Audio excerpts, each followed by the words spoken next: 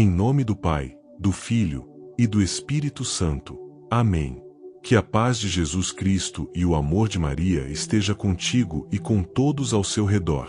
Precisa de oração? Então vem comigo. Feche os olhos por um instante. Respire fundo. Sinta a presença viva do Espírito Santo aí com você. Agora, faça seu pedido com fé, confie e continue firme. O milagre que você busca pode estar começando a se manifestar nesta oração, nesta história. Agradeça de coração e fica comigo até o final, porque no fim deste vídeo, vamos juntos pedir a bênção de Nossa Senhora sobre a sua vida. Agora me diga, o que leva alguém a quebrar, publicamente, a imagem da Mãe de Jesus diante de dezenas de pessoas? Que ferida no coração pode alimentar tamanha raiva por uma mulher que nunca fez mal a ninguém, que apenas disse sim ao plano de Deus e acolheu, com amor infinito, o próprio Salvador do mundo? Foi em uma praça movimentada, no meio do dia, que tudo aconteceu. As pessoas estavam distraídas com suas rotinas, algumas passando apressadas, outras sentadas nos bancos, com sacolas de feira ou conversando ao celular. No centro da praça, havia uma imagem de Nossa Senhora, colocada ali por fiéis da região. Era simples, mas cheia de beleza e ternura. Ela segurava o menino Jesus nos braços, e seu olhar parecia envolver a todos com cuidado maternal. De repente, um homem se aproxima. Bíblia em mãos, voz firme, expressão de indignação. Era um pastor evangélico, conhecido por sua postura radical e por suas pregações inflamadas contra a fé católica. Ele para em frente à imagem, olha em volta, e começa a gritar palavras duras. Chama a imagem de ídolo, acusa os católicos de idolatria e diz que aquilo ali era uma ofensa a Deus. A multidão começa a parar, alguns olham com estranheza, outros com indignação, e há quem se afaste, sem saber o que fazer.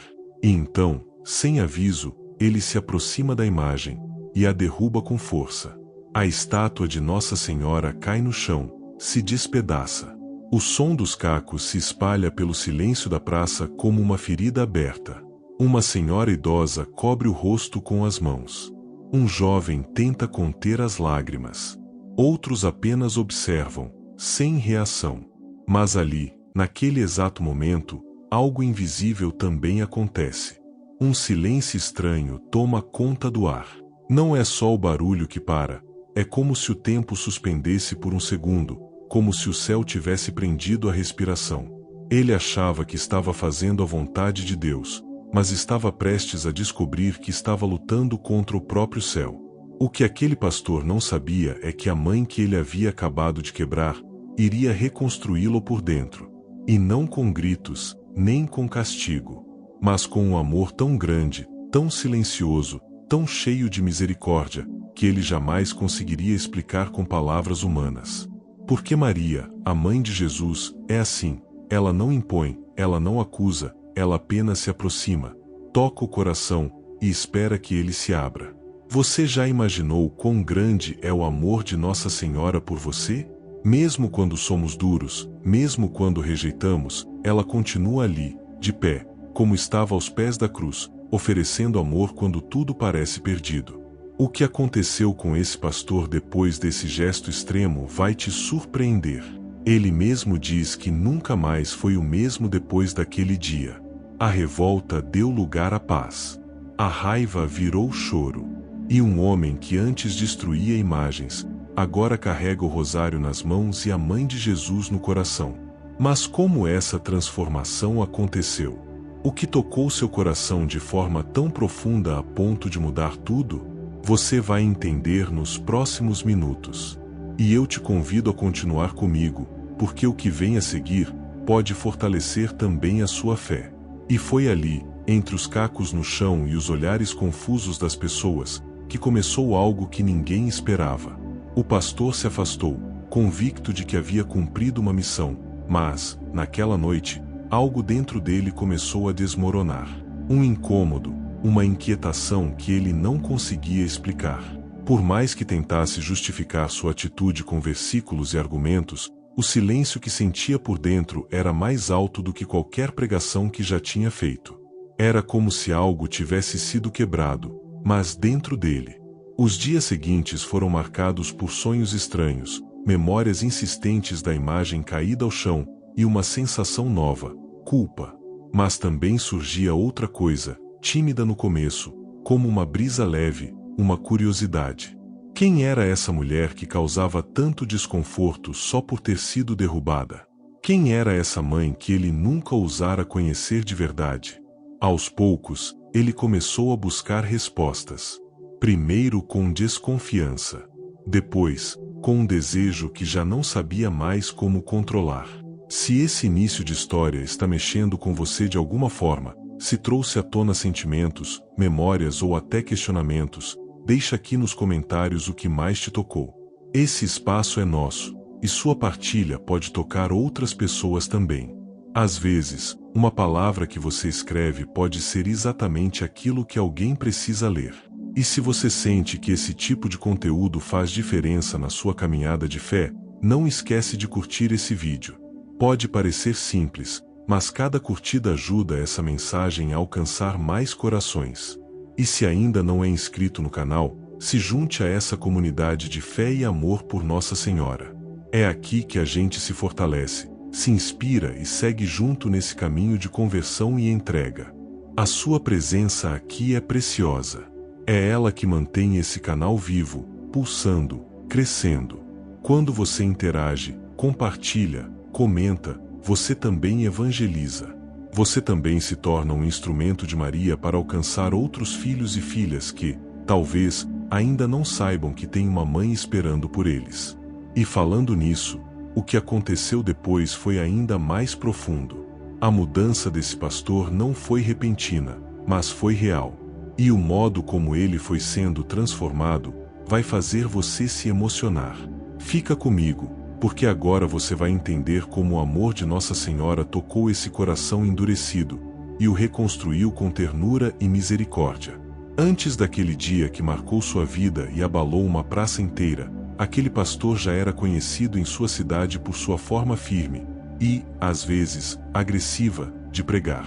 Ele cresceu em um lar evangélico muito rígido, onde o catolicismo era visto não como uma outra forma de fé cristã, mas como um erro espiritual perigoso. Desde pequeno, aprendeu que imagens eram pecado, que Maria era apenas uma mulher comum, e que tudo aquilo que envolvia santos, terços e devoções era, na verdade, idolatria disfarçada. Ao longo dos anos, ele se tornou um líder respeitado entre os seus, justamente por não ter medo de tocar em temas polêmicos.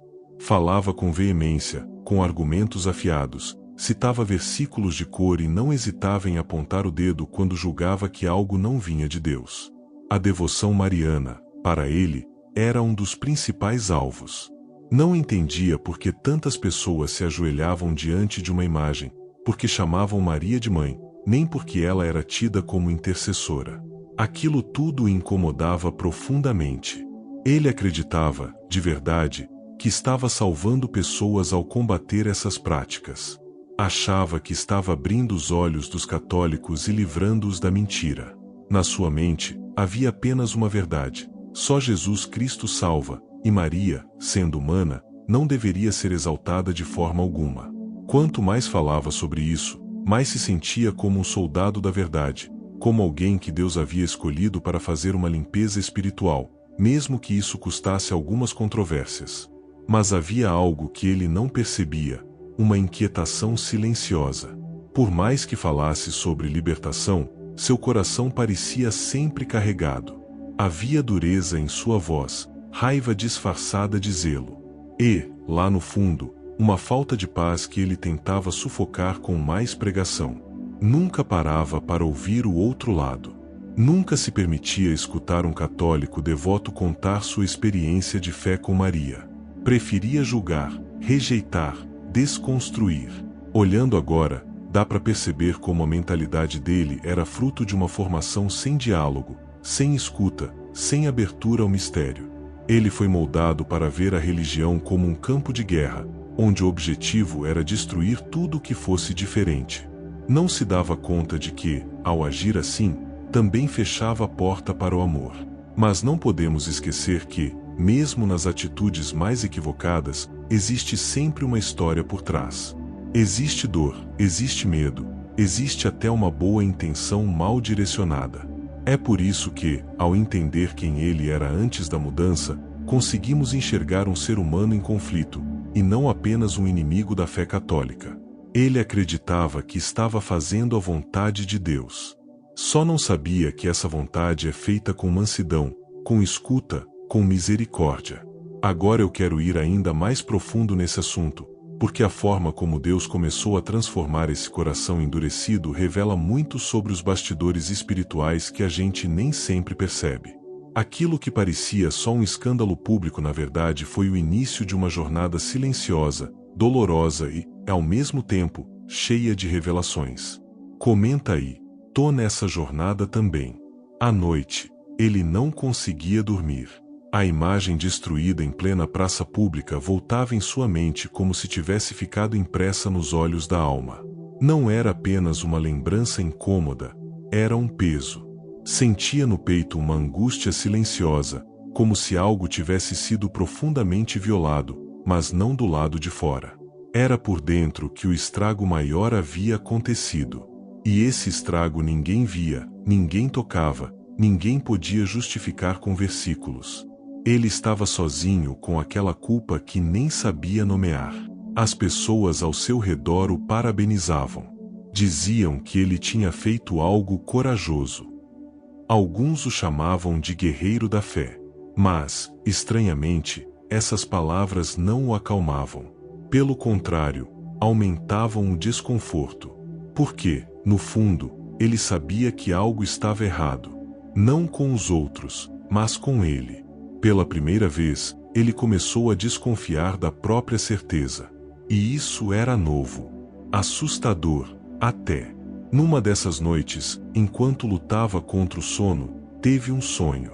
Não foi um sonho comum, daqueles que se esquecem ao acordar. Foi algo mais profundo, mais vívido, mais real. Ele estava diante de uma mulher vestida de branco, com um véu azul claro e um olhar sereno que atravessava qualquer resistência. Ela não disse nada. Apenas o olhou. Um olhar de mãe, mas não um olhar que acusa. Era um olhar que acolhia. E, ao mesmo tempo, deixava claro, ela sabia tudo. Sabia da raiva, da dureza, das palavras ditas com desprezo. Mas não havia um pingo de condenação naquele olhar. Havia uma dor silenciosa e um amor impossível de ignorar. Acordou suando, ofegante, com o rosto molhado de lágrimas que nem percebeu que estavam caindo. Sentou na beira da cama e levou as mãos ao rosto. Era como se tivesse sido tocado em uma ferida que ele nem sabia que existia. Pela primeira vez, sentiu vergonha. Não da crítica dos outros, mas de si mesmo. Uma vergonha que vinha de dentro, misturada com arrependimento. E mais uma vez, como num sussurro que não se ouve com os ouvidos, mas com a alma, uma frase ecoou: "Por que me persegues?" Essa pergunta ficou martelando dentro dele. Não era agressiva. Era como a voz de alguém que ama e que sente dor ao ver o outro se machucando. Começou, então, uma fase de silêncio. O pastor que antes falava tanto, gritava, confrontava, agora já não tinha tanto o que dizer. Evitava o assunto. Sentia que estava vivendo algo que ninguém entenderia. Aquilo não cabia num sermão. Não dava para explicar com argumentos. Era algo que se passava num lugar muito íntimo, onde apenas Deus e ele podiam alcançar. Certo dia, em uma caminhada solitária por uma rua que nem costumava passar, ele viu uma pequena capela. Sentiu um impulso estranho de entrar. Não havia missa, nem multidão, apenas o som distante do trânsito e a luz suave das velas acesas. Lá no altar, uma imagem de Nossa Senhora. Pequena, delicada, serena. E foi como se o tempo parasse. Ele ficou parado ali, olhando para aquela imagem, e sentiu novamente aquela presença do sonho. Mas agora, acordado, com os olhos abertos e com o coração vulnerável. O impacto dessa experiência foi tão profundo que ele não conseguiu mais ignorar. Começou a buscar, sozinho, respostas que nunca havia permitido que entrassem em sua mente. Leu sobre Maria. Assistiu a testemunhos de conversão. Ouviu, pela primeira vez, relatos de milagres envolvendo a intercessão dela. E quanto mais se abria, mais sentia que sua resistência não era fé, era orgulho. Era medo de descobrir que havia rejeitado uma verdade oculta por trás de tudo aquilo que ele havia aprendido. A partir dali, suas pregações mudaram. A fúria deu lugar à reflexão. A condenação se transformou em silêncio reverente. Ele ainda não falava abertamente sobre o que estava vivendo, mas por dentro a transformação já havia começado. Era como se Deus estivesse reconstruindo algo em seu interior.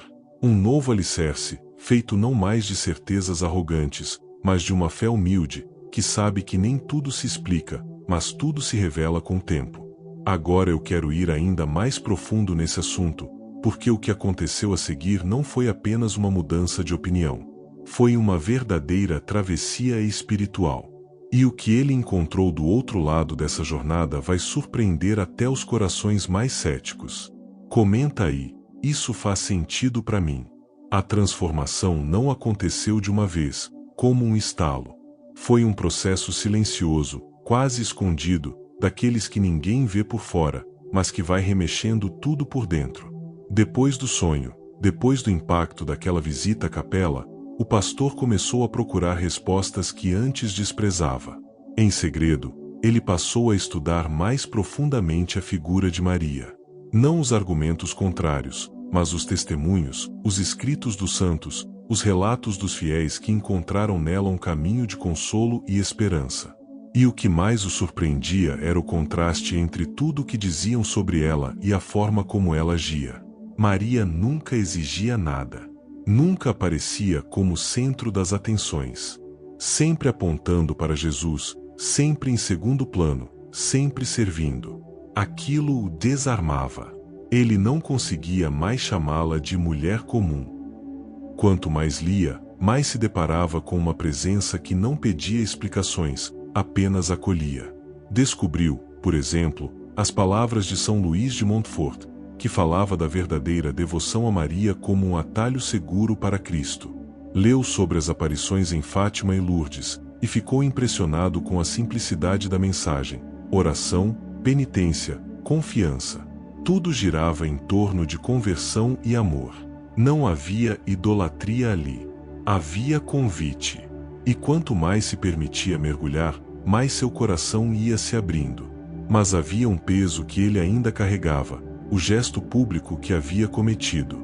Ele sabia que não bastava mudar por dentro. Aquela imagem destruída em praça pública ainda era uma ferida aberta. E essa consciência o acompanhava como um chamado. Por muito tempo, resistiu. Tinha medo do julgamento, da humilhação, da rejeição da própria comunidade. Mas havia algo mais forte: a paz que só viria com o perdão. Foi então que ele tomou uma decisão. Não foi fácil. Não foi confortável. Mas era necessário. Procurou um padre da região, explicou sua história, pediu orientação, confessou com humildade. O padre o ouviu com o olhar sereno de quem reconhece quando uma alma está em processo de renascimento. E ali, naquela conversa, o pastor recebeu algo que nunca tinha experimentado de verdade: misericórdia. Depois disso, ele não quis mais viver no esconderijo. Decidiu que era hora de pedir perdão, publicamente. Voltou àquela mesma praça, o mesmo lugar onde havia se sentido tão certo de sua atitude.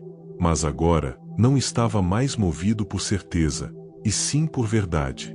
Levava nas mãos uma nova imagem de Nossa Senhora, comprada com o próprio dinheiro, escolhida com carinho, com olhos marejados já desde o caminho até ali. Aos poucos, algumas pessoas foram se aproximando. Muitos o reconheceram. Outros se lembraram da cena antiga. Mas ele não fugiu dos olhares. Colocou a imagem no pedestal vazio, se ajoelhou e, com as mãos tremendo, tocou o rosto da Virgem. E então fez algo que jamais imaginou fazer em toda a sua vida: beijou aquela imagem com lágrimas escorrendo pelo rosto. Não havia discurso ensaiado. Não havia espetáculo. Apenas um homem quebrado, que foi restaurado pelo amor de uma mãe. Naquele beijo, havia arrependimento, gratidão e entrega. Ele não estava beijando gesso, como um dia pensou. Estava demonstrando amor àquela que o conduziu até Jesus quando ele já não sabia mais como voltar. A partir dali, sua vida mudou. Não da noite para o dia, mas a mentalidade, a forma de ver o mundo, as decisões, o modo de se colocar diante das pessoas. Ele já não falava como quem tem todas as respostas. Agora, escutava. Já não apontava o dedo. Agora, estendia a mão. A raiva deu lugar à compaixão. E quanto mais se abria a devoção mariana, mais entendia que Maria não era obstáculo. Era a ponte. Essa travessia espiritual o fez perceber que a maior conversão não acontece nos debates, mas nos encontros. E foi no encontro com Maria que ele reencontrou Cristo. Compreendeu, enfim, que a humildade da mãe revela o rosto manso do filho. Agora eu quero ir ainda mais profundo nesse assunto, porque o testemunho dele não parou por aí. O que ele passou a viver depois dessa entrega pública tem revelações que vão mexer com você. Escreve aí, tô nessa jornada também. Ele não é mais o mesmo homem. Aquele pastor, antes inflamado por discursos duros, cheio de certezas inabaláveis, hoje caminha com outra luz nos olhos. Algo nele mudou profundamente, e não foi uma mudança superficial. Foi uma daquelas transformações que vêm de dentro, que nascem no íntimo e florescem com o tempo. Ele mesmo reconhece que não foi fácil se despir das antigas convicções. Mas foi justamente nesse processo de quebrantamento que ele se reencontrou com a verdade, com a humildade, com a oração e, sobretudo, com o amor de uma mãe que nunca desistiu dele. Hoje, ele participa da Santa Missa como alguém que encontrou finalmente o sentido de tudo o que pregava. Não mais como o orador central, mas como um filho que sabe que precisa ser alimentado pelo corpo de Cristo. Ele ajoelha-se com reverência, reza o terço com o fervor de quem descobriu um tesouro escondido e o guarda com carinho no coração. Já não fala de Maria como uma estranha ou como um nome apagado da história da salvação. Pelo contrário, ele a chama de mãe. E não faz isso como uma formalidade religiosa. Ele a chama assim porque viveu na pele o que é ser acolhido por ela, mesmo depois de tanto rejeitá-la. E talvez esse seja um dos maiores milagres em tudo isso. Não o fato dele ter mudado de religião, mas sim o fato dele ter deixado o orgulho cair por terra. A verdadeira conversão aconteceu quando ele compreendeu que o amor de Maria não era uma ameaça à sua fé em Jesus, mas uma ponte segura até ele. A partir daí, tudo foi se transformando. As palavras duras foram substituídas por gestos de compaixão. Os discursos inflamados deram lugar a testemunhos sinceros. E a antiga rigidez cedeu espaço a uma nova forma de evangelizar, com ternura, com paciência e, acima de tudo, com verdade. Hoje, ele fala com propriedade. Não porque estudou mais, mas porque viveu algo que ninguém pode negar. Ele prova, com a própria vida, que a oração tem poder, que o coração de Maria não é de pedra, mas de carne viva, pulsante, atenta a cada filho que sofre.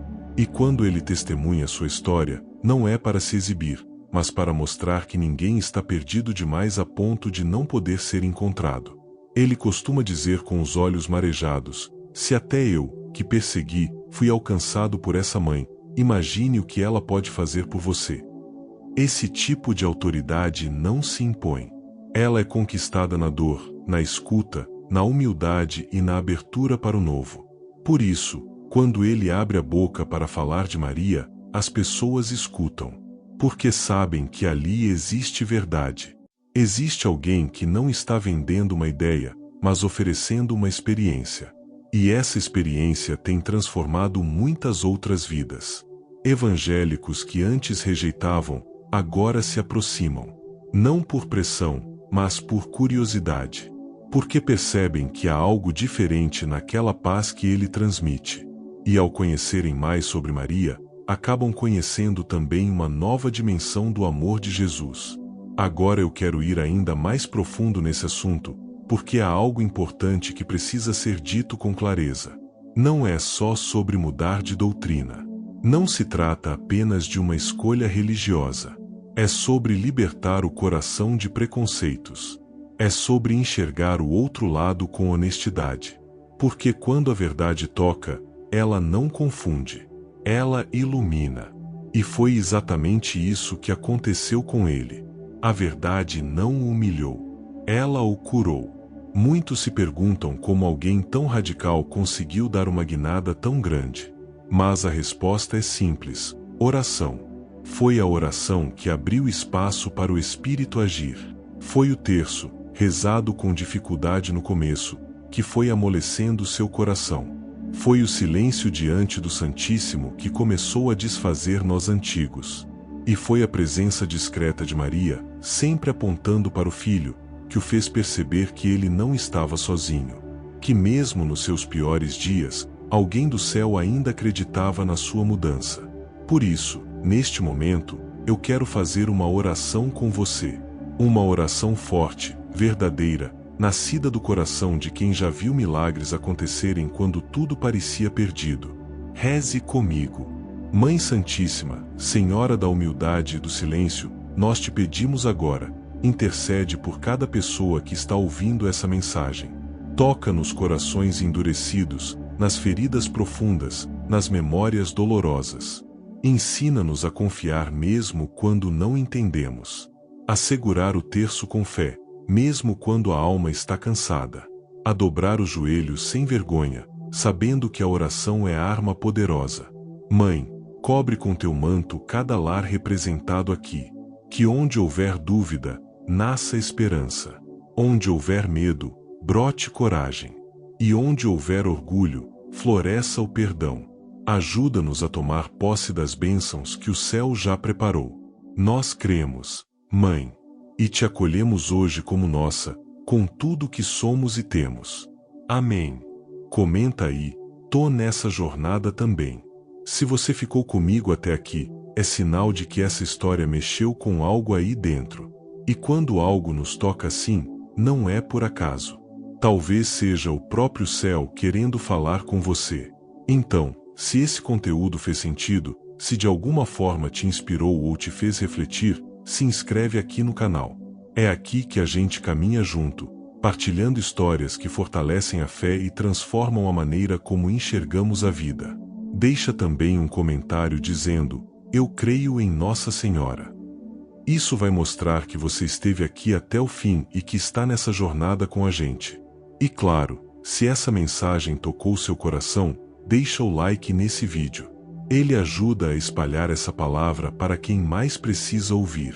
Tem um vídeo aqui do lado que complementa tudo isso que a gente conversou. Clica e continua comigo por lá. Vai ser especial.